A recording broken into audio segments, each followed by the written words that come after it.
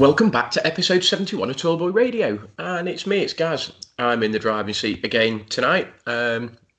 So just before we introduce the topic of the week, I'm going to let my two fellow co-hosts bid you a warm welcome. So Ad, do you want to go first? Yeah, thank you. Cheers, dude. Thanks for the introduction there. Interesting topic for this week. I'll let Gaz tell you all about it, though, because this one is his brainchild.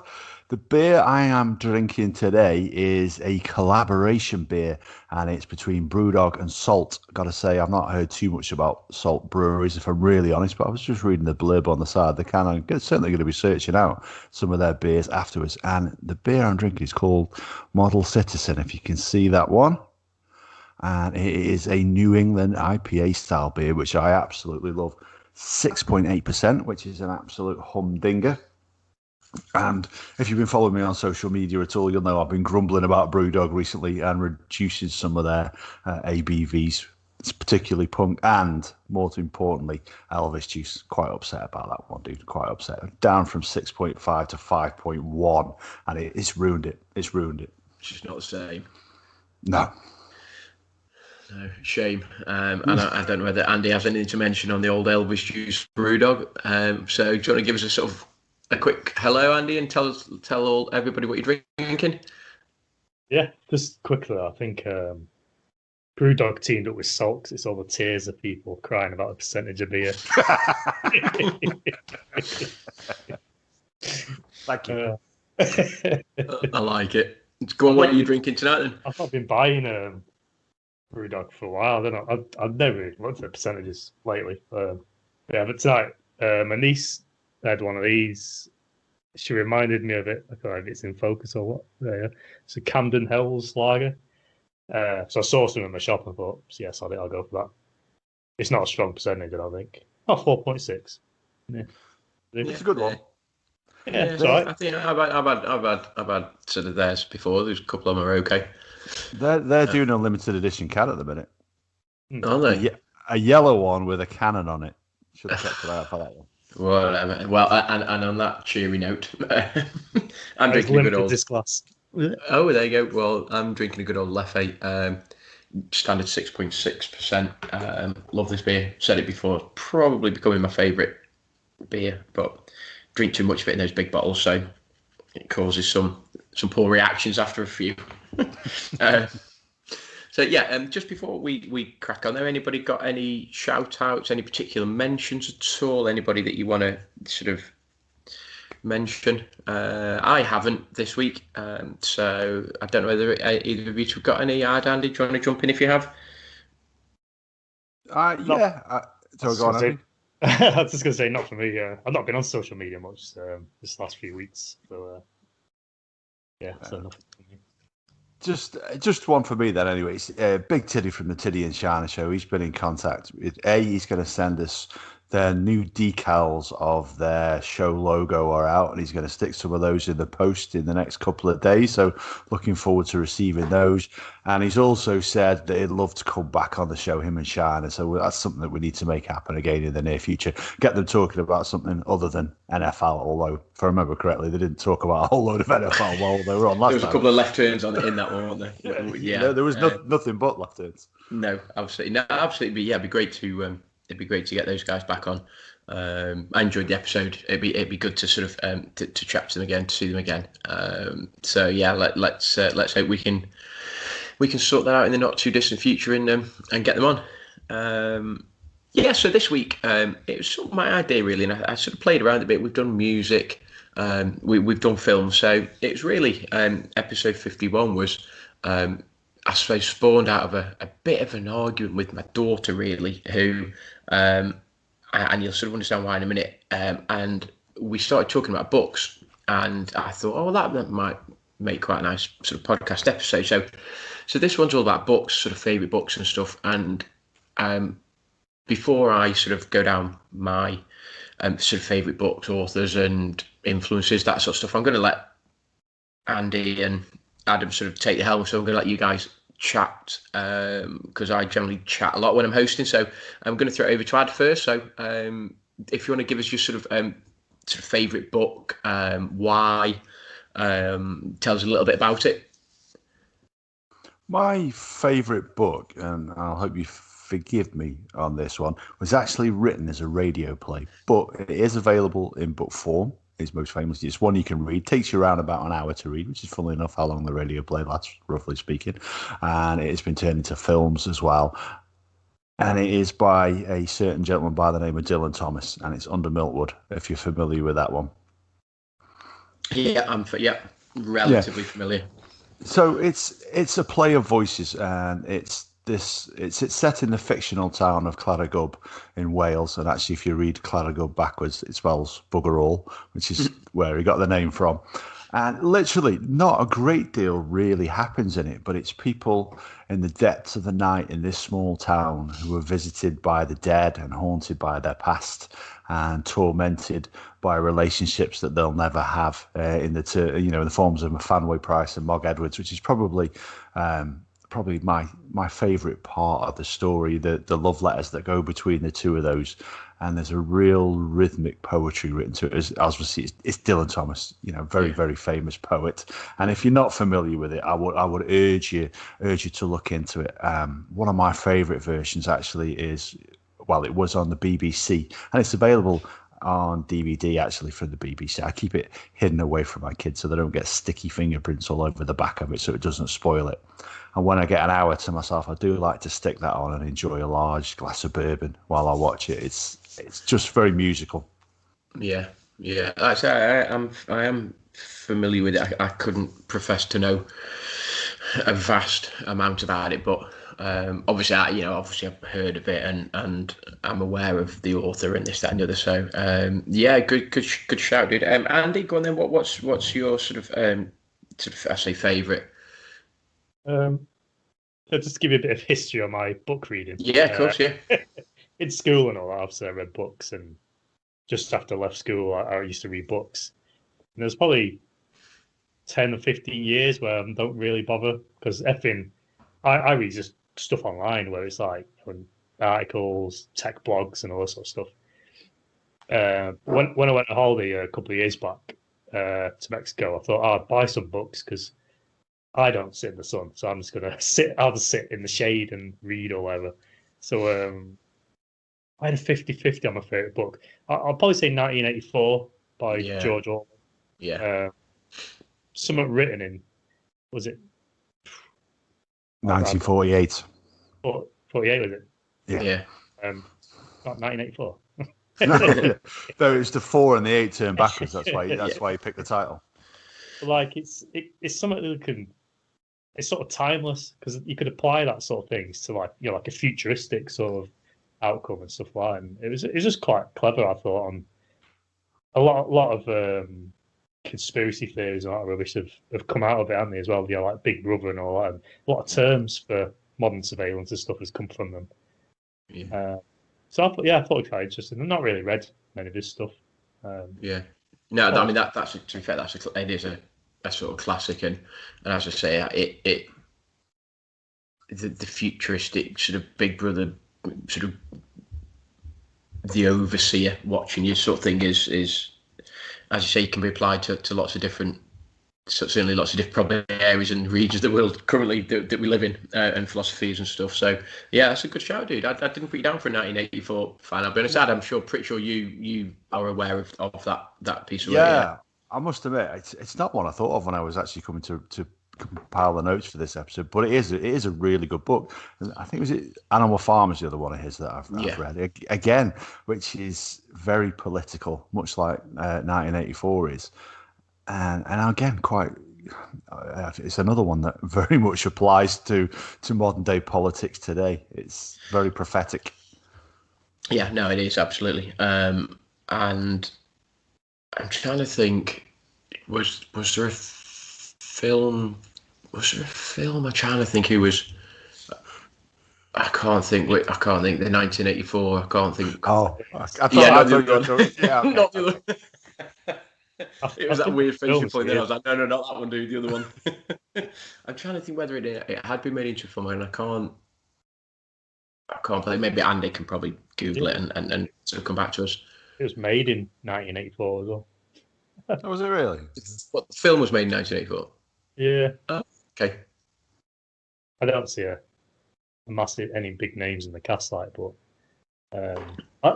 I'd love for. Well, we'll get onto that later on. Yeah, we'll get onto that later. Yeah.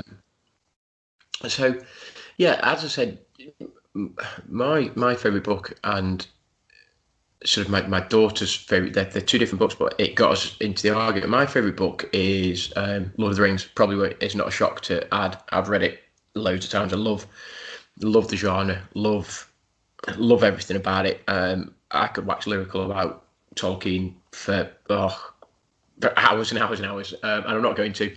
I've had a beer in the Eagle and Child in Oxford where he sort of did a lot of his writing. There was a group called the Inklings, and there was him. I think it was C.S. Lewis Carroll, that sort of group of people. So I had a beer in there, and I got into a bit of an argument with my daughter, my eldest daughter, who loves Harry Potter. And I was just like, Harry Potter's just a massive rip-off of Lord of the Rings. There's like so many parallels to it, it's ridiculous. And she's like, no, it isn't. And then I went to list like loads. So, but yeah, Lord of the Rings for me, I first remember reading it. And funnily, I read Lord of the Rings before I read The Hobbit. And I know that actually The Hobbit effectively is set pre-Lord of the Rings, but I actually read the book Lord of the Rings before The Hobbit. I then went back and read The Hobbit after. And just straight away, it just grabbed me. I love the genre. I love this sort of fantasy genre.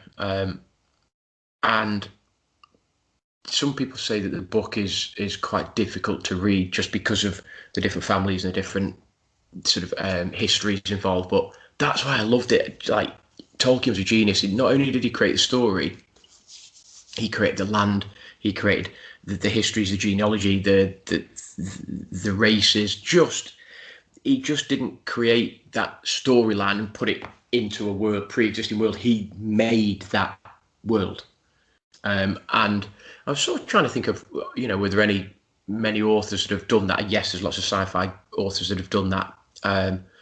But, lots of present day authors, and I'll get to name a couple in a minute, it's based on Earth. And it's like, well, we already have the civilization, we already have everything about it, and we have the infrastructure and all that. But he just wrote that about Middle Earth, which is obviously where it's set. And I just thought, when I first read it, I was like, oh my God, this guy's a genius. And I loved the characters. I loved the byplay of the characters and all of that. And I could go on for hours and hours and hours, but I'm not going to.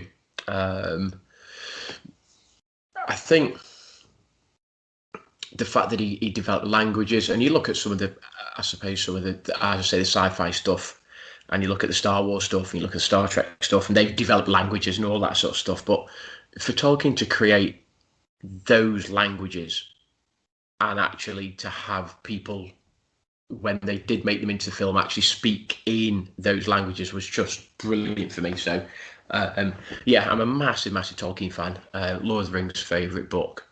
And I'll get on to why I think J.K. Rowling ripped off Lord of the Rings a bit later. And there are lots of reasons, in my humble opinion. You might not share those reasons, and I'm pretty sure my daughter won't. But so go on then. So in terms of we've named favourite sort of books and stuff, and this might be a slightly strange question, but do you have a favourite author? Now that ironically might not necessarily be the author of your favourite book, but do you have a favourite author in terms of a series of books, or, for example, would yours be Dylan Thomas, for example, or is there somebody else that you would talk about? I enjoy the poetry of Dylan Thomas, but much of his poems are much shorter than that. Now, J.R.R. Tolkien, again, he is one of my, well, he certainly wrote a couple of my favourite books. I first read, I've only read it once, actually, Lord of the Rings, because it is a fairly weighty tome, and I read it when I should have been revising for my GCSEs. I don't think it did me any real harm. I don't think I'd have passed many of them anyway. No, I did okay. I'm only joking. But yeah, I really enjoyed that book. Like I said, it's made up of 3 books, isn't it? Is it The Fellowship of the Ring, Two Towers, and Return of the King? Now, yeah. Two Towers I found a little bit dull. There was a little bit too much traveling and walking around and not an awful lot happening in that. And to be fair, I think they actually did well to make a film out of it. The similar length to the other 2, so fair play to Peter Jackson there. My favourite author, actually, and I'll be dead honest, I've not picked up a book and read one of his probably even longer than Andy was saying there, sort of 10, 15 years. I bet we're going back 20 years since I last picked up one of his books. It doesn't help now that I've got 2 young kids, so the chance of picking up a book is pretty slim. I don't really have that much time to myself, and what time I do, I generally spend it podcasting. Yeah. But as a young chap, I absolutely love the stories of Sir Arthur Conan Doyle, the Sherlock Holmes stories, Dr. John Watson. More so the short stories, to be honest, than his longer ones like The Hound of the Baskerville and The Study in Scarlet. It was the shorter stories and his compilation of shorter stories that I really, really enjoyed. There's some of those where literally I'll sit down in a session, I can get through 4 or 5. I was just really in depth inside it and sucked into them. Yeah. No, I mean, you and me again. I mean, that's a good shout. I mean, I quite like Conan Doyle. I quite like that. Again, that genre. And again, I suppose short stories. Not that I know loads, but your H.P. Lovecraft short stories, your mythos sort of short stories. Couple. And again, they're not massively weighty tomes. They're sort of page turners that you can sort of read a couple in a session, sort of thing. Andy, go on then. So following on from that, have you got a sort of a favourite author or such? Doesn't necessarily have to be obviously Orwell, but is there anyone else that maybe you like reading? If you look at my book collection, I've got 10 books by the same person. It's the Mark Chopper Reed Okay. collection. So I don't know if you know about him. He's an Australian, I don't know how you describe him, really. He's in and out of jail his whole life, killing people, all the bad guys and all that sort of stuff.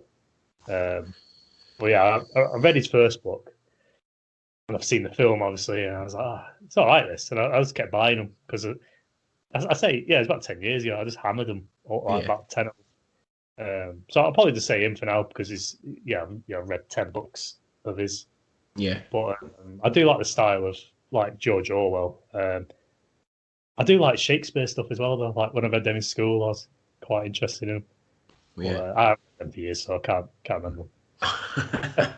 Yeah, when we were at school, I think we did. I think Macbeth. Did we do Macbeth? Yeah, we did Macbeth. I enjoyed Macbeth. Macbeth. Yeah, and Hamlet. I don't remember.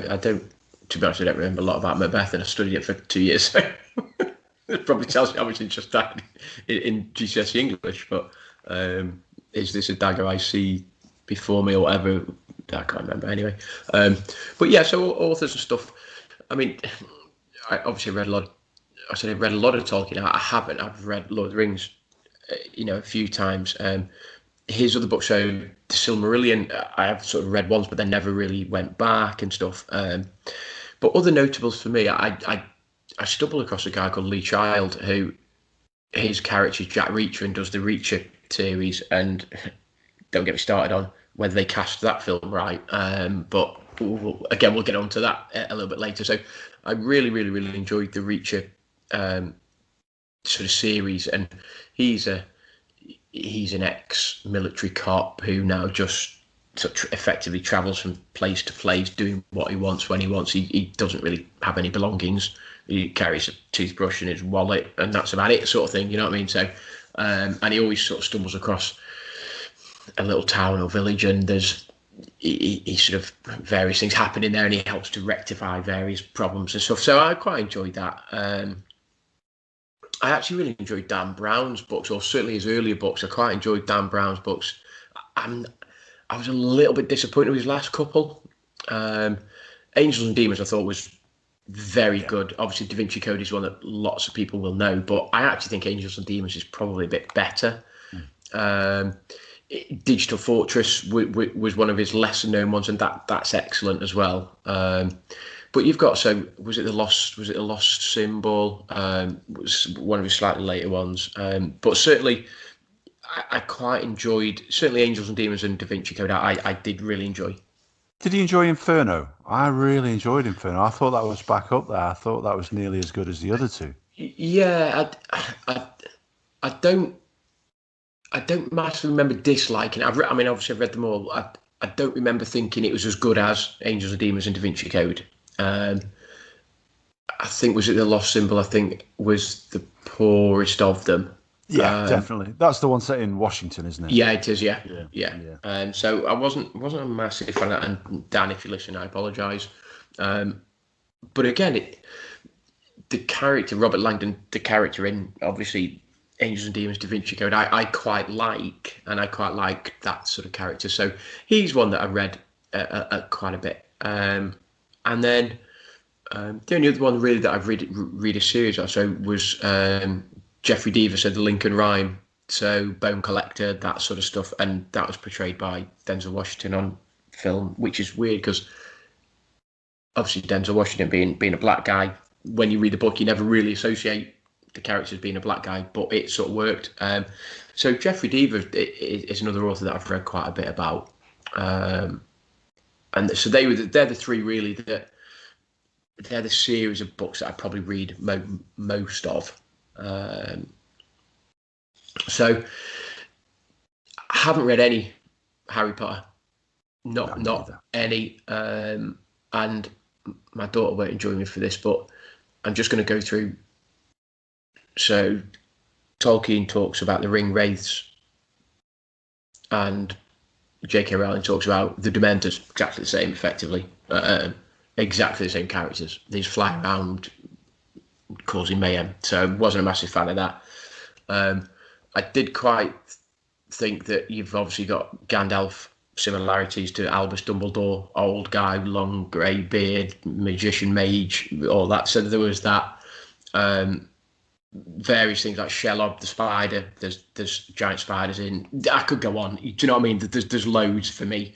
So my daughter keeps saying no, and I'm like yes. I mean, if any listeners out there want to take me up on it, then so be it. I'm happy to have that discussion, straight argument with you. We'll wait and see. As I say, I'm not a massive Harry Potter fan. I just think she rips off Lord of the Rings, but so there we go. Anyway, moving swiftly on before getting into various arguments with various people that want to fire back at me. Sort of film conversions of books then are we fans, are we not fans? Sort of books that you think have been made into films. Is there any film that you think is as good as the book, having read it and seen the film? I don't know, Ad, what are your thoughts? We've had this discussion a few times, haven't we? When you talk about a good book, generally speaking, is always better than a good film. And strangely enough, when you mentioned Dan Brown, I actually saw the film The Da Vinci Code before I read the book, which I think is probably quite unusual because it was a very, very popular book. I was put off reading it, to be honest, because it was so popular. I thought, nah, it's going to be populist. I'm not interested in that. I'm not interested in that sort of thing. And I'm happy to admit I was wrong. I really, really enjoyed the film, but enjoyed the book more. But it was strange having seen the film first, because I'm obviously picturing Tom Hanks when I'm reading about Robert Langdon. So I actually wish I'd done it the other way around.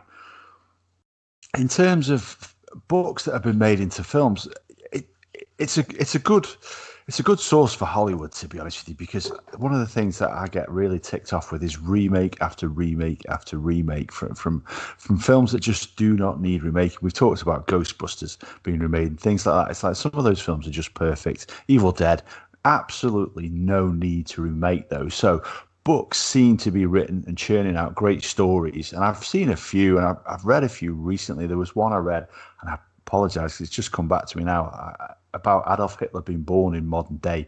Basically, when he sort of disappeared in 1945, he was reborn, and he's got to try and convince everybody he is who he says he is. And I can't remember for the life of me what it is, but I do believe that is being made into a film, or may have been made into a film. But it is a very, very entertaining read. Like I said, Under Milkwood has been made into a film. I don't enjoy the film as much as I enjoy seeing the people just reading from it, because it is a play for voices. But for me, it's one of those. It's enjoyable, but I just prefer reading a good book when I've got 5 minutes to do so. Yeah, Andy, what are your thoughts on sort of film adaptations of books? Are you a fan? Is there are there any that you think actually are better than the book as such? I do enjoy it, but it depends on when it was made, because you go back, say, 10 years, and all films had to have a good ending. Even if it was a trilogy, each one has to be a happy ending or whatever. And some books, like I Am Legend, I've not read the book, but I know of the endings. It questions like the lead hero in it and the infected people in it. And it's like, who is actually the bad guy? Whereas the film, it's like, oh, them zombie people are the bad guy, and that's it. And I know of that, but I've read Fight Club years ago, and the film, I really like the film. I like the book because it goes into more detail about more things. But the film I thought it did it justice. It covered a lot of like the main points, and well, Brad Pitt and Edward Norton, like, and Helena Bonham Carter, like big actors, and Meatloaf as well. Meatloaf, yeah, don't forget Meatloaf. And Jared Leto. So yeah, it's a hell of a cast. But yeah, I've not watched 1984 film. It was made when I was born, but sure, I'll get around to that. It's weird doing it because, again, when me and my daughter were having the discussion about Lord of the Rings, Harry Potter, she saw the film or a couple of the films before she then went back to read the books. She started watching the films and loved the films and then read the books. And she said something the same as you, Andy. She was like, well, I can only really ever see Daniel Radcliffe now as Harry Potter. I can't... It doesn't matter what the book describes him as. She only ever sees Daniel Radcliffe. And there's a couple of times where films of stuff, they've massively in my opinion, massively miscast, the lead characters and various characters. But it is weird as to... you are obviously influenced if you watch them. If you watched the Lord of the Rings films before you read the book, you would absolutely think that those characters are, as you would. There's one or two exceptions. I don't think Sean Bean was cast as Boromir particularly brilliantly, because when you read the books, he's very sort of dark skin, dark hair, slightly bigger. So they got that a bit wrong. But other than that, you look at actually they probably cast them almost as you would expect. I'd go on. Do you want to jump in? No, I was just going to say, to be honest with you, that's one of those films that I actually think was, if it wasn't cast brilliantly, certainly what they did in prosthetics and makeup afterwards made those characters exactly as I pictured them when I was reading the book. Other than, and I apologise, Sean Bean, as Boromir. I don't know who I'd rather have. I know Andy would have rather seen Arnold Schwarzenegger play Boromir. I wanted him to play one of the hobbits. But no, yeah, I'm with you. This is my precious. Yeah, it's not. I need your boots. It's I need your cloak, your staff, and your whatever it is.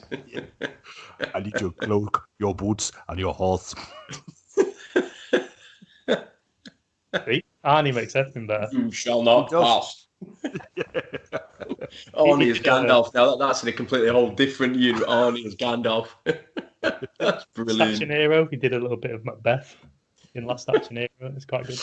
Oh, that's ace. But no, I see. I mean, we joke and stuff, but again, from reading the books, I think. Sorry, Sean, if you're listening again, he's probably the only one out of the main ensemble cast. The only other one I thought maybe wasn't a massive fan of Elrond, so Hugo Weaving. I wasn't a massive fan of him being cast that, but I could probably live with it. But yeah, most of the others from that film I think were pretty good.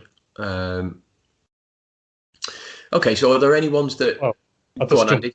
I've completely forgot it, but it's on my list. Duane Joy's Dream of Electric Sheep. Now, did you get it right this time? Yeah, because I got it in front of me. Get it? Yes, he's third time of asking. I was going to say it's the third podcast he's mentioned it, and he actually has it right. I read it 4 times just to make sure.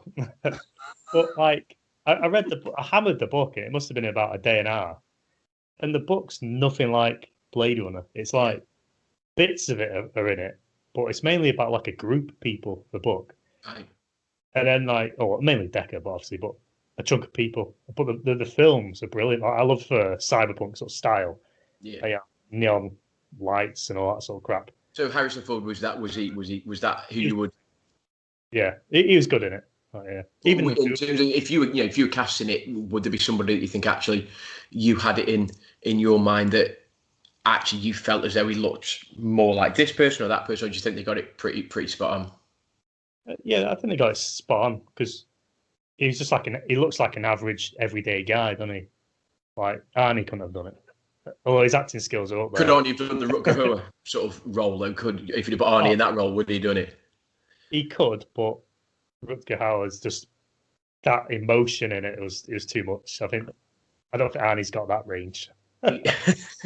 There's levels, and Arnie isn't quite on that level yet. Does Arnie have a range? Because I've only ever seen him play one character. He's played a muscle barbarian, a muscly cop, a muscle terminator, a teacher. He did play opposite. Was it Danny DeVito in Twins or whatever? So he's got there's that on his resume, I suppose. Not Deck the Halls. What's the Christmas one he did? Jingle All the Way. That's the one. This is classic. Yeah. Brilliant. So we half jest about Arnie being cast as in Blade Runner, but is there any then sort of film adaptation that you think they got absolutely catastrophically wrong? Then are there any ones that you think there's absolutely no way that? I mean, there's one standout for me, and I've sort of mentioned it already. But are there any that of books maybe that you're a fan of that you think, nah, not having that? Honestly, not really. If I'm honest, I suppose there's probably not too many films because as a slight disclaimer, I don't read an awful lot of fiction. So a lot of the stuff that I've talked about there is fiction for the purpose of what we're talking about, stories being made into films and the premise for the podcast as we discussed it. I mean, for me, one of my favourite Sherlock Holmes was Jeremy Brett, which was a TV series. I think it was made by Granada Television in the 80s. And for me, he was Sherlock Holmes. Yeah. You could almost see the guy's mind working. He was very shrewd, and there was a callous and vindictive side to him, which comes across in the books. That often when he's played on screen, he's quite avuncular. So I would say, don't get me wrong, Basil Rathbone. I do love the classics, but it was a little bit too cheesy for my liking. So when I think about other characters, there's other characters that have played roles that I love, but don't compare to the likes of Jeremy Brett in that. And when we were joked earlier before James Bond, because obviously James Bond started as literature, didn't it? It was written by Ian Fleming. And for me, Roger Moore is James Bond. Sean Connery, don't get me wrong, quite entertaining. Anything else, I'll be honest with you, after Roger Moore stopped playing Bond, I haven't watched a Bond film. I've seen a few. Really? Brosnan. Yeah, honestly, for me, that's it. He was James Bond. I've seen a few, and by a few, I mean literally one or two clips of Pierce Brosnan, because he looks a little bit like Roger Moore, but it's not quite the same.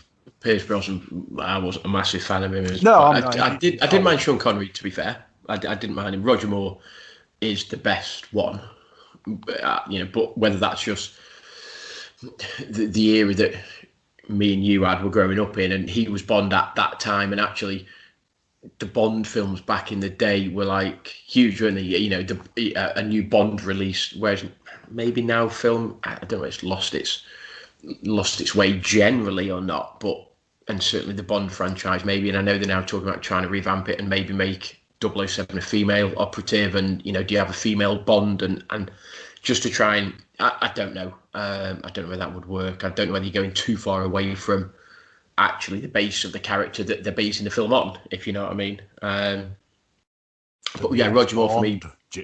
The name's Bond, James Bond. That was a very bad Arnie impression, being James Bond. Move on. Oh, is that Arnie? I thought Sean Connery. I was thinking Ramsey Nesbitt. That was closer. So yeah, and it's weird because Pierce Brosnan, not massive. Daniel Craig. The first one he did was all right, but then the actual films are awful after the first one. Yeah, was his first? Was it Casino Royale? Was that his first one? Yeah. It felt like a Bond film with, but obviously he's a bit more physical in it. And then after that, it just went really, really piss poor. I can't even put my finger on what it was, but maybe the bad guys were a bit poor. Yeah, maybe. And I suppose you've lost that arch villain because you obviously had Jaws, and it was a Blofeld and stuff. So you had that nemesis that kept reappearing and stuff. Whereas at the moment, it seems to just be bad guy. He dies, and then you've got another film and it's a bad guy, and there was never really that sort of ongoing nemesis sort of thing. I don't know. I sort of lost my way with the Bond films a little bit. I used to really enjoy them and used to really love watching them and stuff, but yeah, I just sort of lost my way with them a little bit.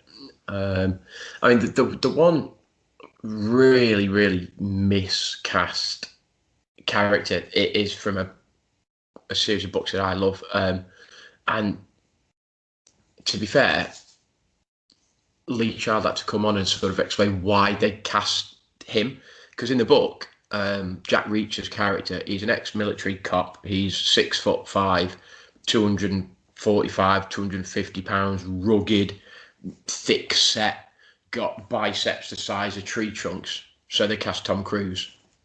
Really? Like he produced it.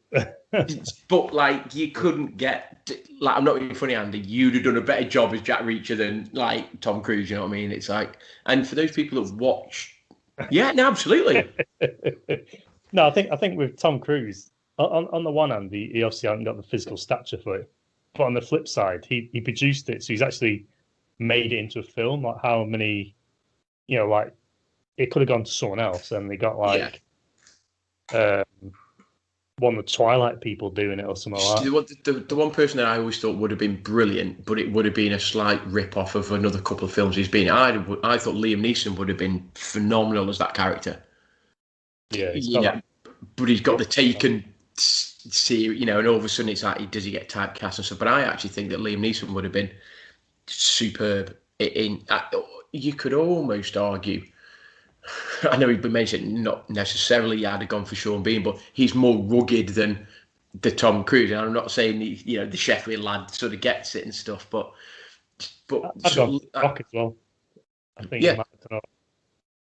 well, at his age now anyway, he's a bit older, isn't he? Yeah, so but and Lee Child literally had to come out and there's various sort of YouTube clips and various social media sort of blogs and stuff about like why he actually chose him, and because all the fans were just going like absolutely ballistic, like going proper like mental at him as to why did you sort of cast him and so on. So that was the only one for me that was like massively miscast. So the next question: Are there any of your books, but it could be growing up or that you read now? Are there any books that haven't been turned into films that you would love to see? And whether or not it's a film adaptation, I suppose you could do TV miniseries or whatever. So you're thinking like, I don't know, I want to say like The Saint or The Avengers, that that type of thing based on the Bond stuff. But is there anything that you would want to see done that hasn't been, or? There's one book that I've read that I would love to see made into a film. Now, are you familiar with an actor by the name of Bruce Campbell? I am. Yes. Are you aware he's written 3 books? No. 2 are autobiographical. Pardon me. Right. Which is If Chins Could Kill: Confessions of a B-Movie Actor. The other one is Hail to the Chin, because obviously, much like me, actually, he has a large protruding chin. And 2, actually, in all honesty, if you read If Chins Could Kill, I actually think it is one of the best autobiographies I have ever read. He's the only person I've known do diagrams of the stuff that he used on set, like when they made Evil Dead, how they how they made the Deadites as they were Fly. Absolutely brilliant. Absolutely brilliant. Has he got a sketch of a chin as well? No, but he makes no bones about it. As you can tell by the titles, he does have a large chin. But he's also written a work of fiction, which is purportedly, although not actually, but it's written as though it's self-biographical, and it's called Make Love the Bruce Campbell Way. And I would very, very much like to see that be made into a film, obviously starring Bruce Campbell. And it's a while since I've read it, but he goes about trying to get roles, and he's always missing out in his roles that he's going for, to the guy who plays Shooter McGavin in Happy Gilmore, and he's pipping him to the post. And it's a story of the rivalry between those two guys and many, many things more beside. If they made it to a film, starring Bruce and his legendary one-liners. It would be phenomenal. It would be phenomenal. It would be terrible. It'd be very low budget, but it'd be good. And I'm assuming that you would pay good money to go and watch that then. Oh, that would get me back into the cinema. Wow. Okay. Right. Well. Okay. Well, pitch it, dude. Pitch it. Write to him. Just say, look, come on, sunshine. Andy, I don't know whether. I don't know whether there is anything that you sort of read or that you sort of can see being turned into sort of either big screen or sort of small screen. Yeah, everything I've read's been turned into stuff like 1984. I wouldn't mind seeing redone, and I made a note of putting like someone like Benedict Cumberbatch. Yes. But they've all been done, and they've all been done quite well. Like Chopper, for example, Eric Barner played him, and it was I've seen Chopper, and I can't enjoy it. And Eric Barner is very good in that, and he's actually quite a decent actor too. He's been in quite a few decent. Is that how you pronounce his surname, Barner? Just out of interest. Yeah. Because I just wondered because the first thing I saw him in was the Hulk. Yeah. So I've called him Banner because he's playing David Banner. David Banner. No, I think it's Barner in it, isn't it? Oh, David Barner. That's cool. I didn't know. That's why I asked. Oh yeah, you see, TBR, we're educating the nation. That's what we're doing. He used to be a comedian, and that's how he got the role for the Chopper, because he was sort of like funny sort of style sort of thing. Wow. Yeah. It's funny because when I was doing the premise for the podcast, I was thinking, are there any books that I've read or series of characters that I've read? And there isn't. There's a guy called John Resnick who is it's a character that is ex Special Forces, and he has this relationship with the director of the FBI or deputy director of the FBI, and she gets him to do loads of like the black ops that actually is probably illegal, but the FBI can't get involved in. He does them all, sort of thing. And I'd love to see that as a series, like as an ongoing series, because they've done. He's written quite a few sort of books, and the character appears, and the titles are all called Hard. It's like Hard Knocks, Hard Fall, Hard this, hard, and so there's probably about 8 or 9 books now, and I've read them. So that would be one that, whether they have been made, and it might be an American thing, but I'm not aware that they have. But I do quite like that genre, the sort of the FBI, CIA, sort of Special Forces. I quite like that genre in books. So that would be one series that I'd quite like to see. Stuff that I'd love to see, Tom Clancy stuff, so Your Clear and Present Danger. And I know they've made lots of film adaptations about that. And actually, I think on is it Amazon? They've just got Jack Ryan they've just got series, and the first series is pretty good. The second is terrible. Don't bother. But the first series is pretty good. So a lot of the characters that are books that I love has actually already been done. Do you know what I mean? And whether or not you go down the route of, well, I'd love to see a couple more Dan Brown adaptations, or I'd love to see a couple more Lee Child. I'd love to see a couple more Lee Child adaptations, and actually the Jack Reacher series, but actually not be Tom Cruise. The problem that you've got now is that because he's been in a couple of them, it's now always just going to be Tom Cruise. That's the issue you've got. So, yeah, like I said, when I was asking you the question, I was thinking, God, is there anything? Is one that I've read that, and other than going back to like the Beano or the Dandy or whatever it was back in the day, and thinking, I wish they'd make a sort of TV series out of that, like, I don't know, like a sort of half an hour sort of Sid the Sexist TV show or whatever from Viz, characters. They did do Billy the Fish, didn't they?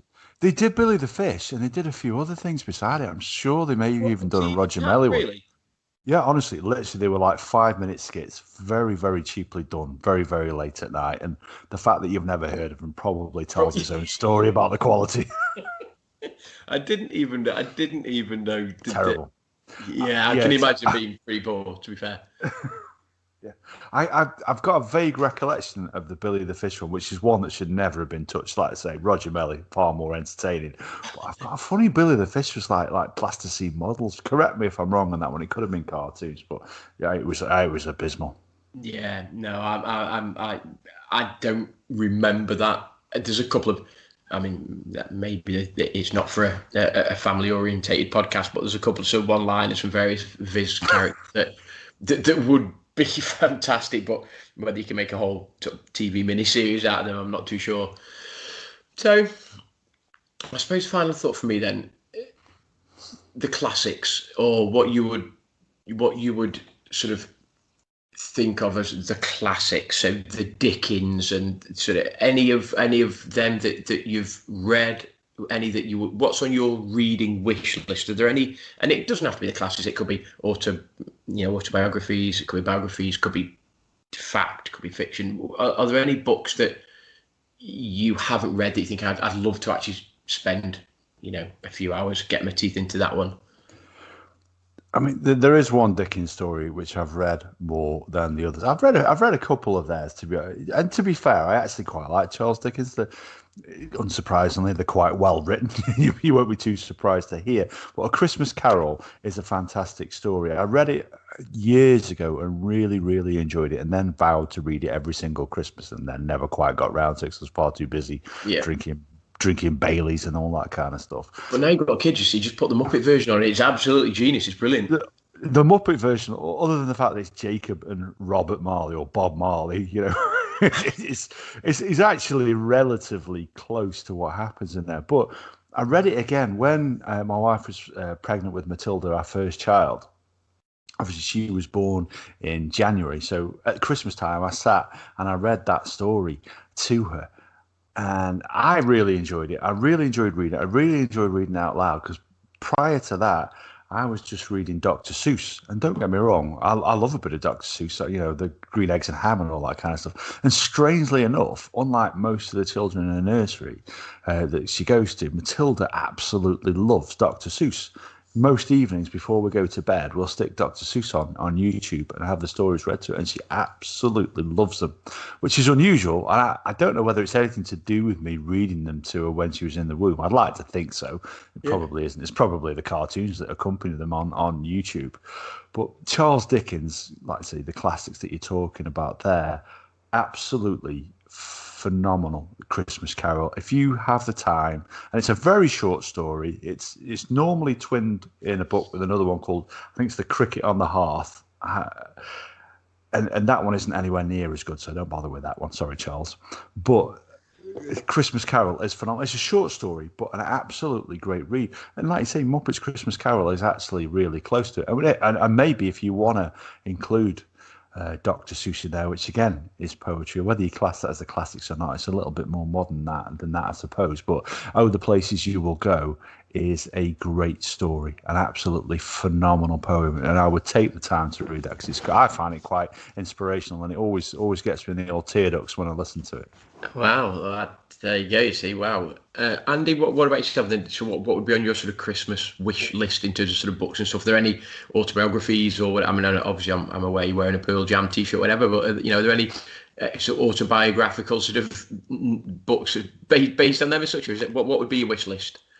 Well, I got a few books I've already bought, and I'm going to read them when I go away in a few weeks. So I got a book on the Witcher series. So they're like loads of books, they're games, and they got a TV show and stuff. Yeah. But there's one book, and I'm going to buy it. It's called Neuromancer, and I only heard about it recently because of obviously the Matrix 4 is being made, and apparently when they were filming the first films, they wanted all the cast and crew to read 3 books. One of them's this philosophy book, like Simulacra and Simulation, about like symbolism and stuff like that, and idols and all this sort of stuff. Another one called Out of Control, which is about cybernetics and emergence and stuff. But this Neuromancer is like a sci-fi book, sort of set like in the future, a Blade Runner sort of style, where someone gets taken out of the Matrix, which is the World Wide Web or whatever, and they've got to like work their way back into it. It's got some similar theme to the Matrix film, so that's got me all hot and bothered. So you're looking forward to that one then? Yeah, that and the Witcher book. I've had it for about 3 months now, and I've still not picked it up. But I'm going away in a few weeks. I'll read it then. Yeah, and it's weird because you sort of go away and you look at, go on holiday, and we'll go away to some holiday and we'll have, 2 weeks away or whatever. Now I'll probably read like probably 4 books in 2 weeks. Literally just like a bit of sun, a couple of beers, sun lounger. My kids are sort of, they're a bit more grown up now, so you don't necessarily have to be like on them all the time. They're probably chilling out on a sun lounger next to me. Now I'm literally just like, this is the life. Actually, I'm not doing the books. She's on a Kindle reading now. She's like the one for me was, and I feel a little bit, I suppose, a little bit ashamed that I haven't really read it. And again, it goes back to Dickens. So I haven't read Tale of Two Cities, which I would love to read.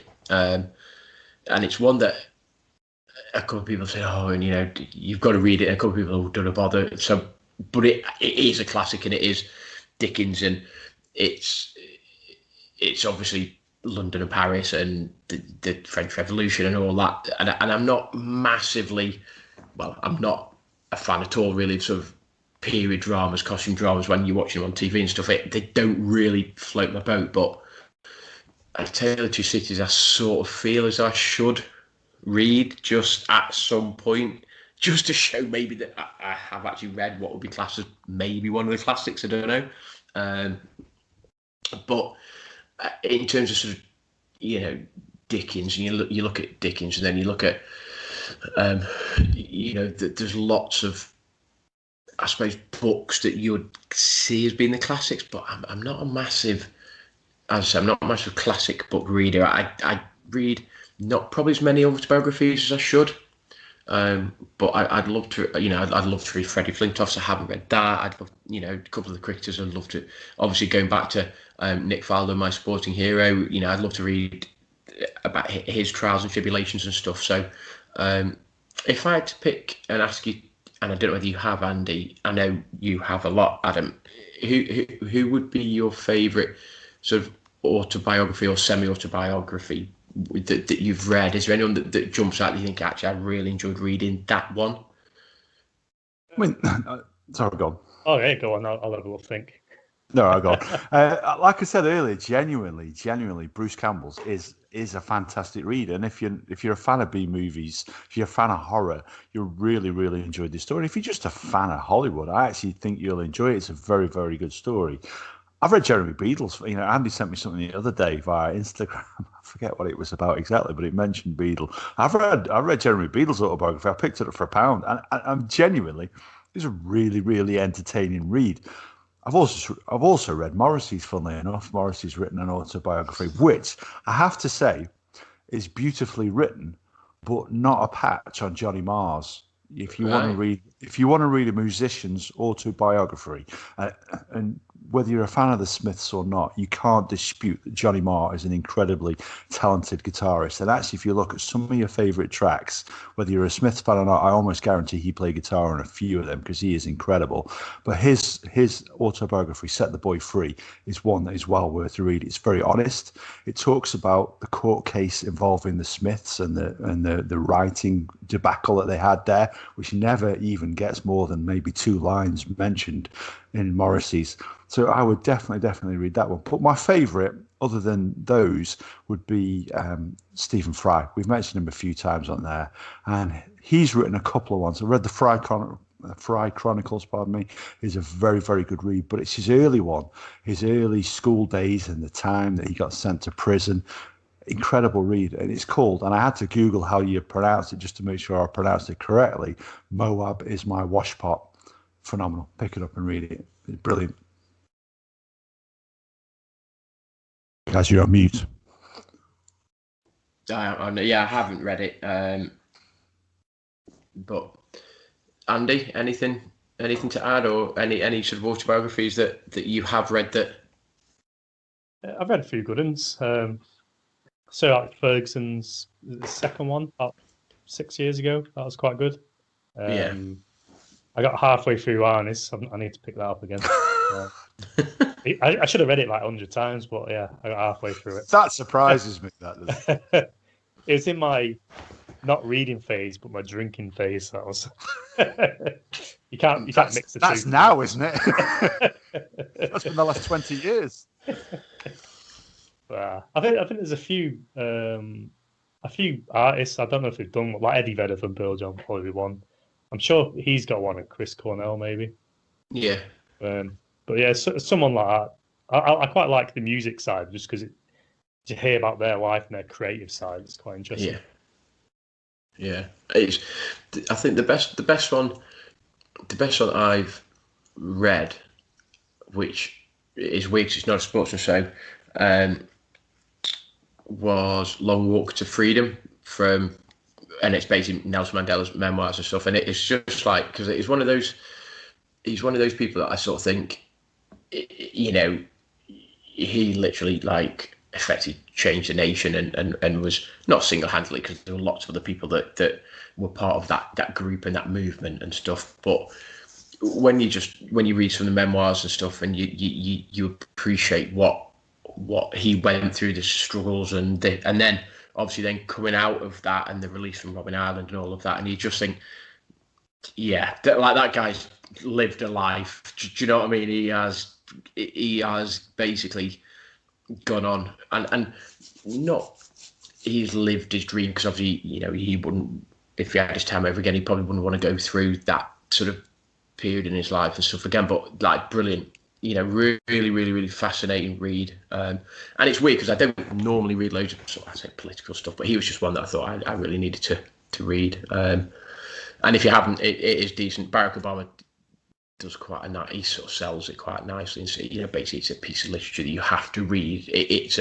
You as somebody growing up now, you have to read that just to appreciate where we are now and actually the struggles that he went through to get the country that he loves to the position it's in now, sort of thing. So it's fascinating. It was brilliant. A couple of other sports people that I'd love to read that I haven't, but yeah, that for me, the Long Walk to Freedom was brilliant. So I don't know what time we are now. We're on about an hour, are we? Maybe just shy of. So enjoy this, guys. I'm going to wrap it up really, because, you know, we've spoken about the books we enjoy. We've spoken about the sort of the adaptations, and I don't know whether you've got in Jerry Springle's immortal sort of words a final thought as such. I don't know whether or not you want to sort of wrap it up as such, or. Yeah, to be honest, I mentioned one of his books already, his autobiography, Morrissey. Morrissey's also written a novel, I don't know if you knew that as well, published on Penguin Classics, called The List of the Lost. And you'll probably be surprised to hear it is on my list of worst books I've ever read. Well, again, okay. It's beautifully written, but it's got a body count higher than a Jason Voorhees film. It's terrible. Absolutely terrible. And I don't want to spoil it for you, but it's a bunch of long distance runners in college in Ireland, I think it is, and they discover a body. Then it gets dumber and dumber and dumber. And I was reading this and thinking, is this really Morrissey who's written this? This is terrible. It must be a different one. This must be Neil Morrissey who's written this. Yeah. Because honestly, it is awful. But he did write the line in that Smith song, "There's more to life than books, you know, but not much more." So he might love books, but gee whiz, he should stay away from writing them. Yeah, just put his lyrics down in songs. Absolutely. Andy, any sort of Springer's final thought?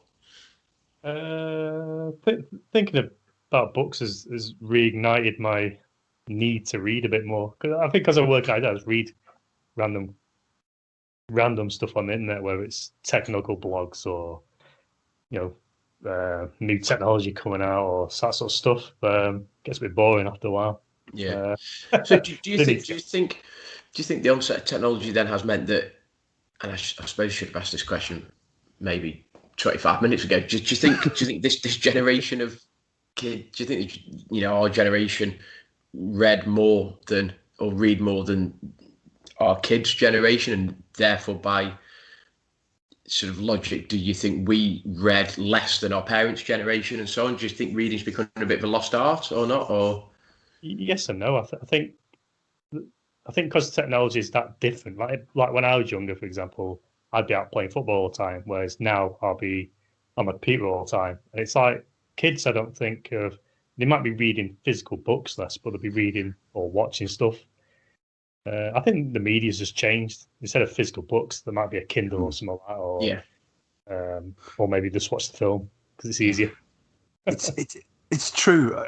If you ever wanted to know how to do something, when we were kids, you go to the library, you get a reference book, you read all about it, you sit there and you take your notes and you go back and you go and do it. Now, if I want to do something, when I feel like we're doing this podcast, if I want to know how to do a podcast, I don't read any books. Yeah. I just jumped on YouTube and watched 10, 20, 30 videos on how to do it. Yeah. Not obvious, I know, when you listen to it. I was going to say, you still haven't found the one that works.